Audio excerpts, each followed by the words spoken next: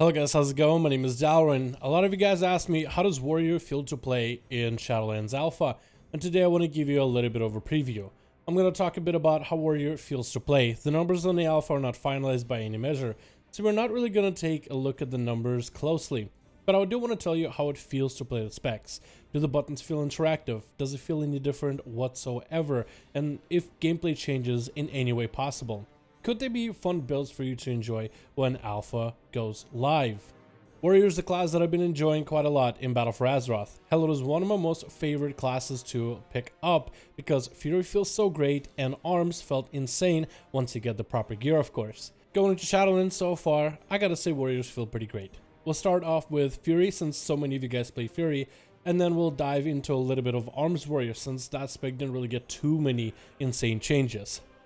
If you're a Warrior main right now in Battle for Azeroth and you enjoy how Fury Warrior plays currently, then you'll be happy to know that 4 main abilities of Fury Warrior from Bloodthirst to Raging Blow, Whirlwind, and Rampage are still on the menu, and those are still going to be part of your basic gameplay loop. Your whole playstyle is still going to be all about catching enrages, and enrages are still going to give you extra bonuses when it comes to combat. But the spec will also have extra abilities to play with, extra talents for you to mess around with, which is going to give you a little bit of the customization.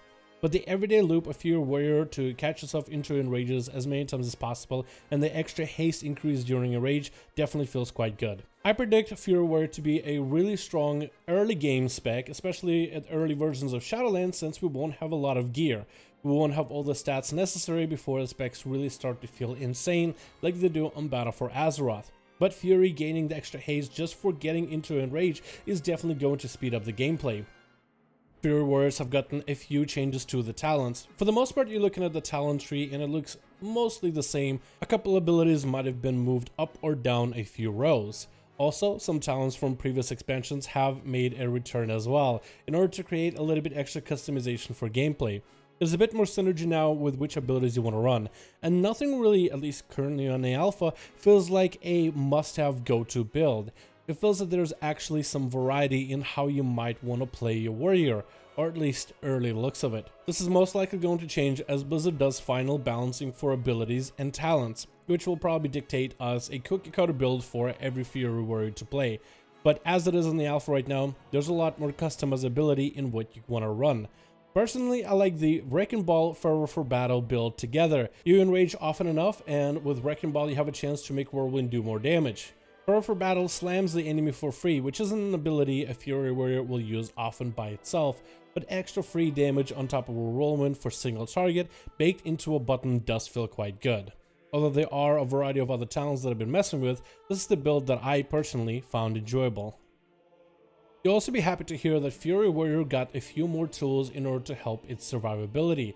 One of the best tools that warriors have gotten in general has been Reflect. Reflect is going to allow you to reflect certain abilities back at an enemy, so a warrior actually drawing aggro in order to reflect the spell back at a boss could be something usable in dungeons, but having this ability baseline does increase your survivability.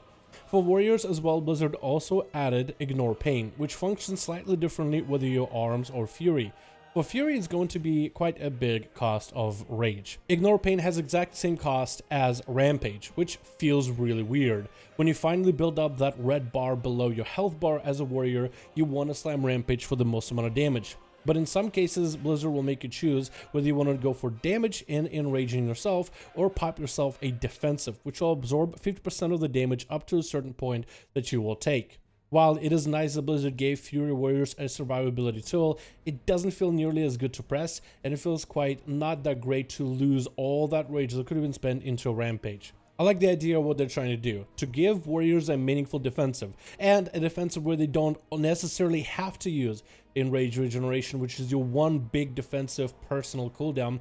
Having a small toolkit for you to use from time to time is a good idea. However, it just doesn't feel that fun to have to rebuild that bar from scratch. So if anything, I think Blizzard should maybe make the rage cost of your Ignore Pain 40 rage or 50 or 60, because this ability already takes a global, and it isn't the most potent defensive either. It's only going to absorb a portion of the damage you take, which is better than nothing.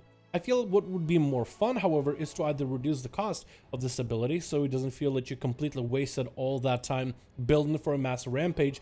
Take this ability maybe off of GCD if you are going to keep the rage cost, or maybe somewhere in between. Maybe have it cost instead of 80 rage, something close to 60, so you still have to build most of your bar, or maybe reduce the global cooldown of this ability at the same time by half a second instead of a full second, so you can still get the ability off without really disrupting your fun, fast-paced gameplay. I feel that Fury Warriors are going to be a strong competitor so far, but I think they're going to be even further defined by Covenant abilities. Since we don't have access to all the Covenant abilities, I don't want to take a look at them all. I want to wait until Blizzard has us a build that we can log on and check out all the different Covenant abilities for ourselves and compare and contrast, since they're still going through quite a lot of abilities. Though the Venthyr Covenant ability does feel quite fun and works really well into the Fury Warrior Cleave playstyle, which I've enjoyed a ton. Overall, I think there's going to be far more customization for Fury Warrior, and so far the spec still feels super fun, except for Ignore Pain, which is why I actually decided to go with Talents for a impending victory. Instead of going for 2 charges, I now can spend a global very quickly to gain a lot of health. Maybe that's the purpose of it. But maybe Blizzard will reconsider the rage cost, because the spec feels really good besides for that one tidbit. And then we have the Arms Warrior, which is a spec that I actually picked up at the beginning of BFA when I first got my Warrior up and running, because everybody, and I mean literally everybody, were playing Fury. I wanted to try to be different and try something new, but quickly I saw the reason why everybody played Fury in BFA, until Battle for Azeroth patch 8.3 with all the different haste abilities and haste based trinkets that came out with the new raid. It looks like Arms has been one of the more dominant specs, but it is a spec that really needed a lot of gear. When it comes to Arms transitioning from BFA into Shadowlands, the spec is going to be losing some of the traits that make it strong, but also traits that in a sense I feel like are holding it back. That is, if Blizzard is going to balance out the spec. While you lose all these traits, you should be able to gain at least a little bit extra for it. So I'm hoping that Blizzard does some kind of a balancing system here that takes into impact the loss of all those traits that make the spec strong. In a sense, it frees the spec to play multiple different talents and gives you a lot more room. While Blizzard doesn't give Arms Warriors too much more new talents, they really just shuffled things around and upgraded certain other talents to be a little bit better, Arms does feel quite good to play on Shadowlands, which is a good thing. Maybe it means that the spec has been changed up a little bit, maybe the way that it has gone through the whole item level and level squish that has gone on in the alpha. The spec doesn't really need nearly as much stats as it does currently in Battle for Azeroth in order to perform well. Maybe it's the loss of traits that let you play a lot more fun talents, maybe it's slight tunings that happen to the spec going from one expansion to the next, but Arms really does feel good out of the gate. Like Fury Warrior, Arms basic rotation didn't really change too much. You still have the main playstyle of slamming the enemy with Colossus Smash and trying to dump as much rage into them as possible, trying to min-max the damage you're putting out. And you'll still have abilities like Overpower in order to empower your Mortal Strikes, which is still going to be your bread and butter that applies a massive bleed on an enemy. Once the target gets below 20% health, unless you're talented, you are going to have a field day spam and executes, which is still going to be a priority for this spec overall. It's a spec with a lot of mobility, hell even more. I even forgot to mention that Fury Warriors and Arms Warriors now gain Intervene, so Warriors have even more mobility to play with going into Shadowlands. This will be probably one of the most mobile plate wearers in the game, so that's definitely something to consider in the future. On the defensive front, you also still have Reflect, so you'll be able to reflect abilities back at the enemy, which is going to, again, make Arms Warriors a little bit tankier. But also, the ability of Ignore Pain seems to be balanced out for Arms Warriors a little bit better. It only costs 40 energy, or 30, one or the other, but it's a very much lower number than what you would expect when it comes to playing Fury Warrior. Blizzard probably used the same strategy of balancing as they did for Fury. Find a cost for an important ability that Arms Warrior uses and make that cost equivalent to Ignore Pain. However, the problem is Arms Warrior is getting access to Mortal Strike far faster rate than that of a Fury Warrior. Arms Warriors can essentially charge into the enemy and put up Mortal Strike immediately, because it really doesn't cost that much. Also, Arms Warriors have a window when they try to use as much rage as possible. It's usually during Colossus Smash or Warbreaker if you talent into it. So as long as you are not spending that rage as a defensive outside of those windows, then you're not really losing that much damage.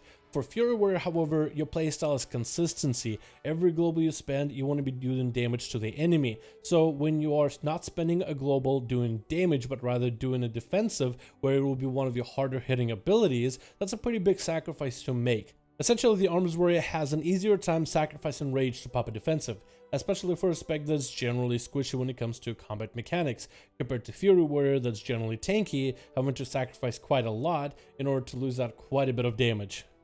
When it comes to talents, Arms Warriors hopefully will have a little bit more customization, as Blizzard decided to update certain talents. There are only a few small changes, but I'll point to the ones that are kind of different.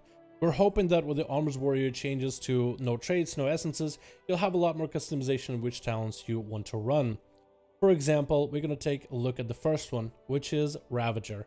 Ravager is actually quite good now because it no longer replaces your Bladestorm. So now you can have Ravager and Bladestorm up while you are, let's say in an AoE situation, have Warbreak on all the enemies, which can be quite a bit of damage.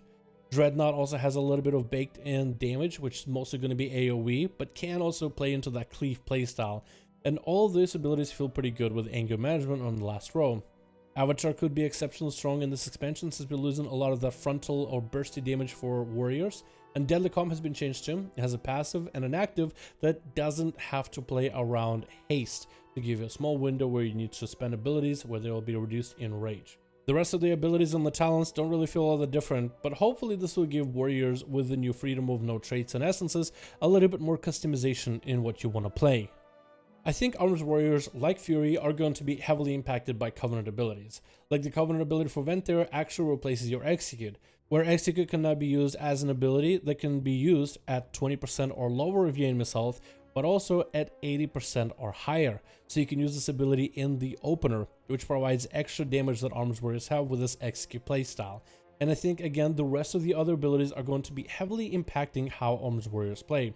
But outside of that, Arms Warriors actually feel really good. I expected the spec to feel very sluggish and very slow because I have about 30% haste on my BFA warrior and as many traits as I can in order to beef up that current playstyle of spending rage as fast as possible. But in a sense, if I had to describe the warrior, at least the Arms Warrior over on the Shadowlands Alpha, it feels kind of like a PvP warrior. So if you're someone who plays any PvP as an Arms Warrior, you don't really try to play around your rage nearly as much. You try to maintain bleeds as best you can for sustain, and during your Colossus Smash windows, you're trying to spend as much rage as humanly possible. And that's essentially how the spec plays right now on the Alpha. I'm probably the loner here when it comes to the way I like my warriors, but I'm not a huge fan of this massive amount of haste, building, and spending that we have to do on BFA.